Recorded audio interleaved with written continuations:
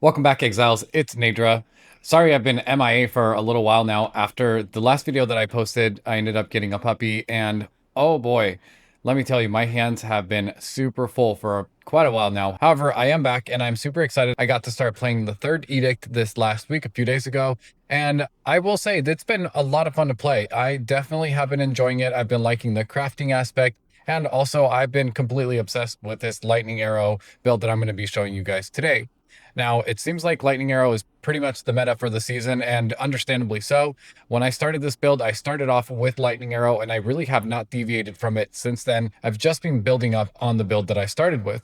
So with that being said, we'll go ahead and dive into a map, and I'll show you guys what this build can do, and then we'll come back to our hideout afterwards and take a look and see what's making this happen. And before we dive into the map, if you guys have not yet subscribed to the channel, please don't forget to do so below. Let's go ahead and dive right in.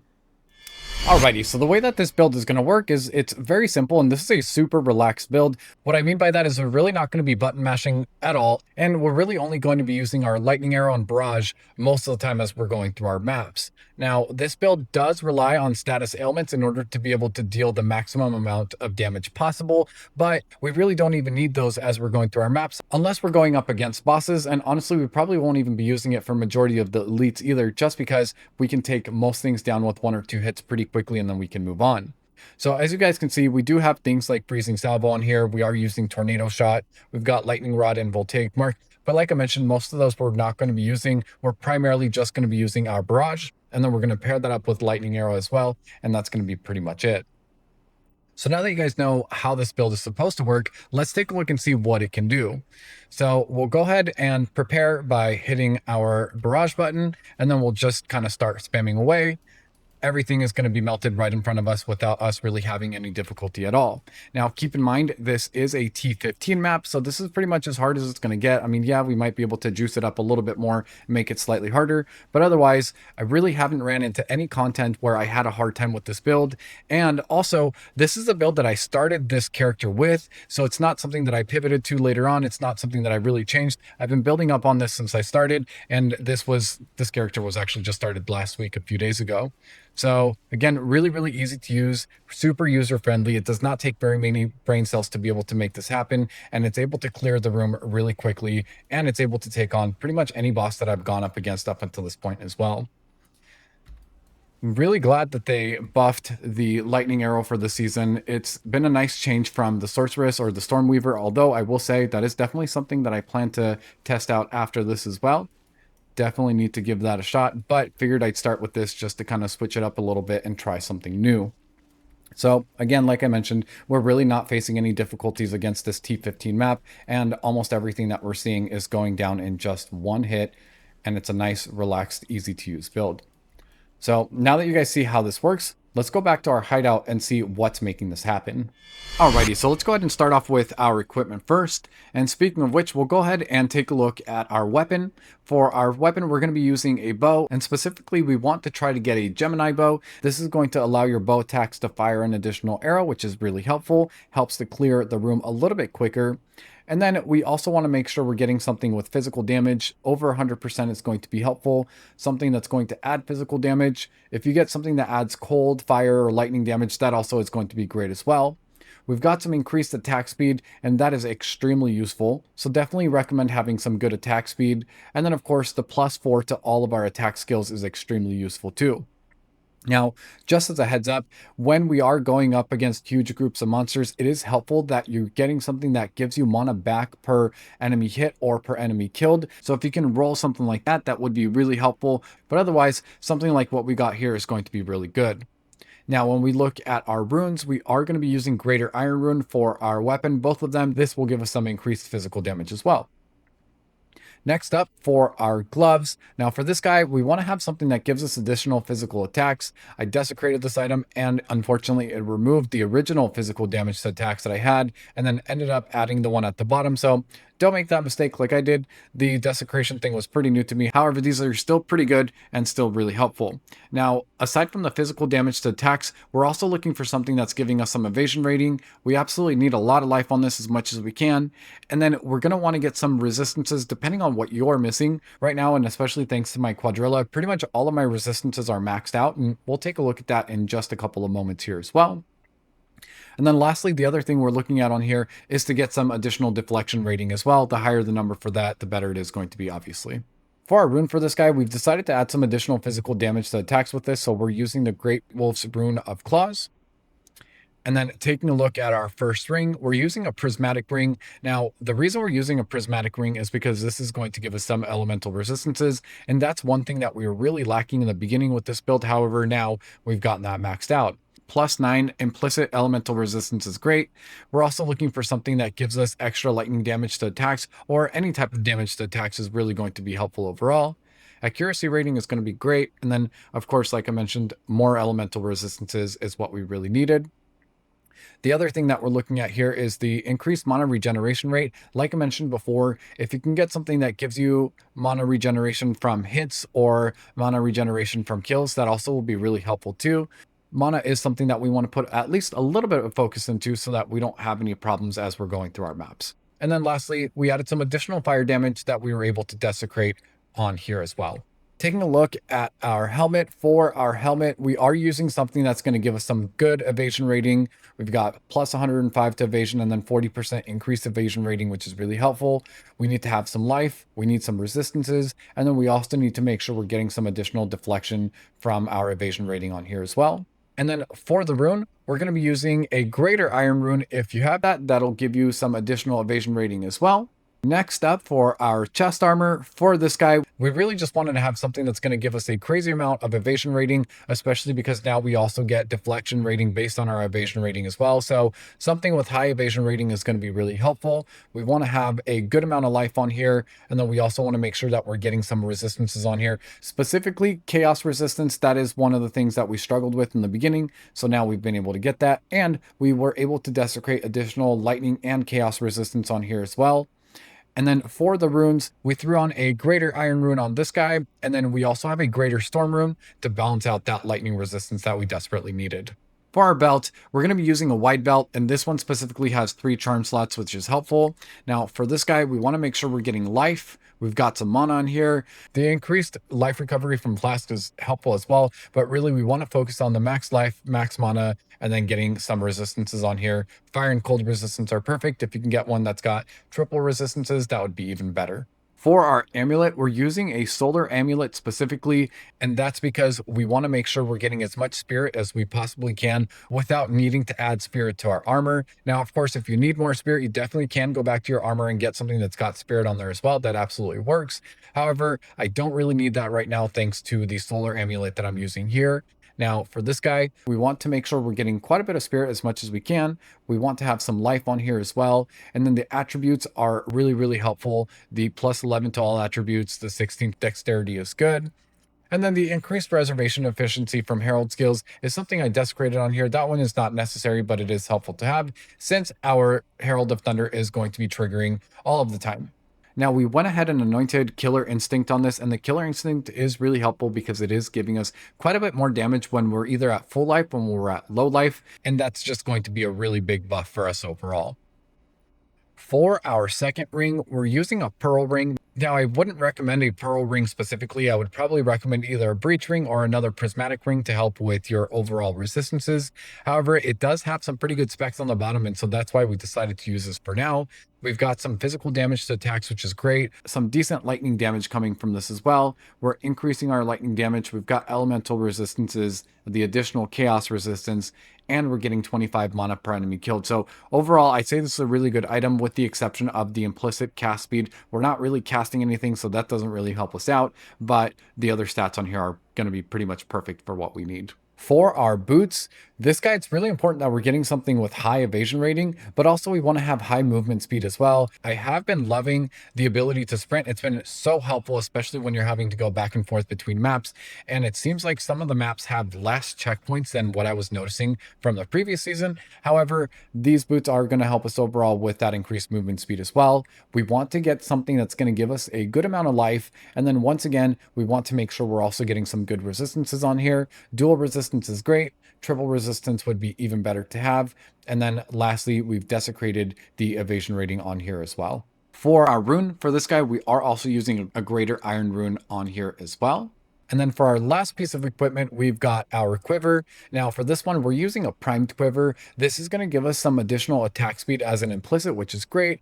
And then of course, I think you guys are starting to notice the pattern with the majority of the equipment that we've got here. We want something that's going to give us additional lightning damage to attacks. We've got increased damage with our bow skills. We've got increased critical hit chance, which really we're not focusing on very much with this specific build at this time. Maybe that's something we can work on later on. However, right now we're not focusing on crit at all. We've got more increased attack speed, we've got some more dexterity, and then lastly, adding some cold damage to attacks is just as helpful as well. So by no means would I say that this build has been completely perfected, especially when it comes to the equipment. I think we've got quite a bit of opportunity when we're looking at our equipment, but to be able to come up with all of this within a couple of days, most of these items are going to be relatively cheap. You can pretty much get everything that you guys just saw here for one divine orb or even less. So you really shouldn't have to worry about breaking the bank when you're looking at putting this build together. Really, really cheap and really easy to use.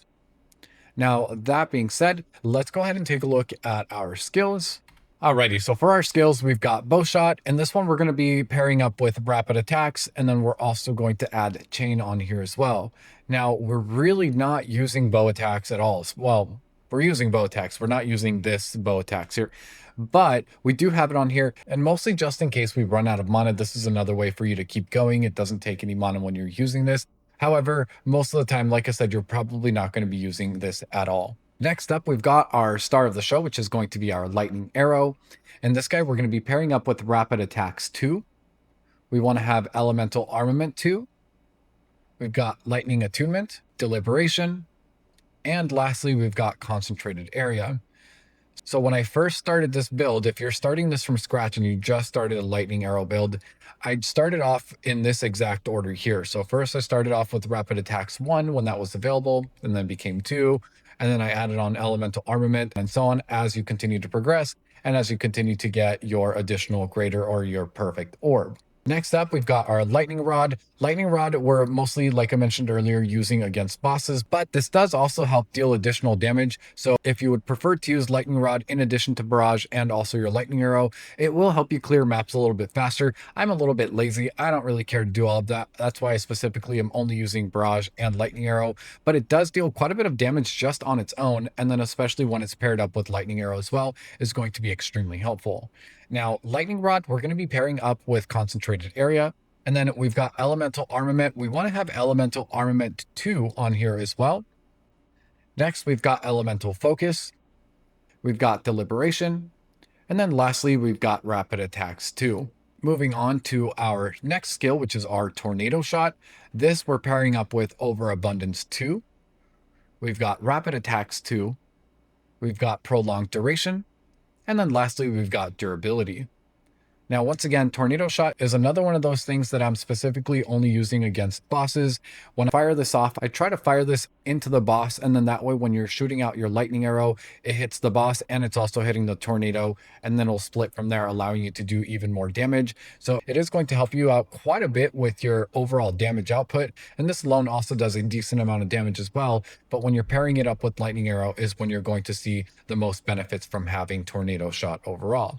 And then next up, we've got our companion. So for our companion, you want to have something that's got elemental resistance aura if your elemental resistances are not maxed out. If your elemental resistances are already maxed out before your companion, then you could throw on something that's got haste aura. And of course, you always could do a little bit better with the companion as well. As you can see, mine currently only has elemental resistance and it also stuns, but you also could get something that's going to have additional modifiers to make it a little bit better. Again, it's another one of those things where I was just a little bit too lazy to go hunting for this for too long, but it is definitely something that will help you take this build even further as well. And then we've got our Wind Dancer. So for Wind Dancer, we're pairing it up with Blind. And we really only need to have blind 1 on here. We don't need to have anything in addition to that. We just need it to blind our enemies. That does count as an ailment, which means we're going to be able to deal more damage by applying this to our enemies as well. We've got precision, and we've also got cannibalism.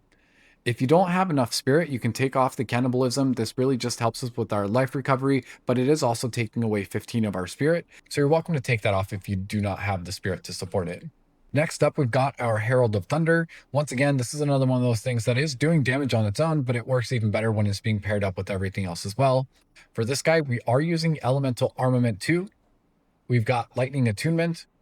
We've got Elemental Focus. We're using Culling Strike 2. And lastly, we've got Lightning Penetration.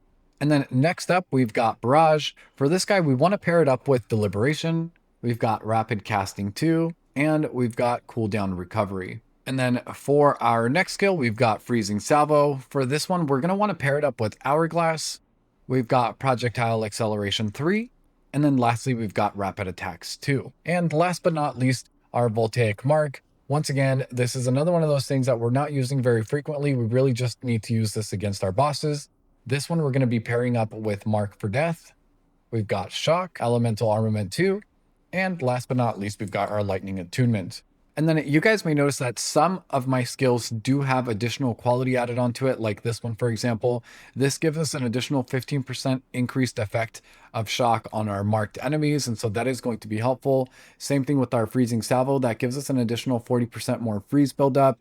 The ones that are not really going to be beneficial is things like Herald of Thunder or Wind Dancer. That doesn't seem to give us any type of an additional boost by giving it additional quality, so we went ahead and skipped those. However, something like your Companion, that does help with increased spirit reservation, so this basically gives us 10% off of the spirit cost that we see on our companions. So if you guys notice anything looks a little bit off between the numbers that I'm presenting and what you guys are seeing, make sure you guys go back and take a look at the quality of your skills just to make sure you're maximizing on everything that you're currently using. And then let's go ahead and take a look at our character stats really quick, and then after that we'll take a look at our passive tree. So for our character stats, we do have some area of opportunity here. Our evasion is decent at 55%, but we definitely can increase this quite a bit and get it closer to 100% to really help us out here. Now, our resistances are all pretty much maxed out with the exception of our chaos.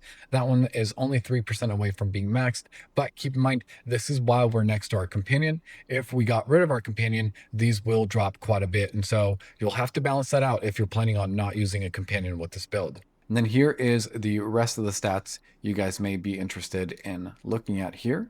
And then lastly, let's go ahead and take a look at our passive tree. For our Ascendancy, we are using a Deadeye build, so we're going to go ahead and pick Deadeye. And we're going to be taking Point Blank all the way up to Endless Munitions. And then on the very bottom here, we'll be taking Gathering Winds all the way down to Windward. And then taking a look at the actual tree itself, we're going to be starting off at the top with our projectile damage, making our way down towards attack speed, and then grabbing Honed Instincts.